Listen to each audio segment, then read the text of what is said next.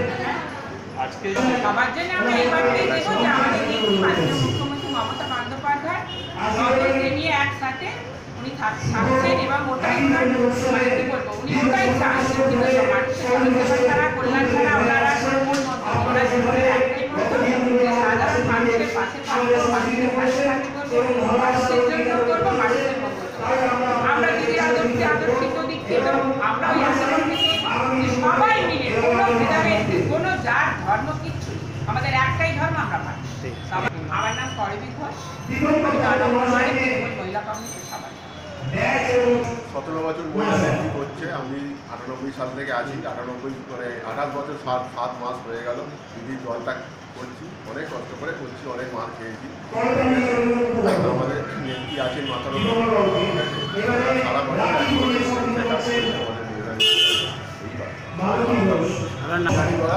আমি 9 নম্বর ওয়ার্ডে সভাপতি।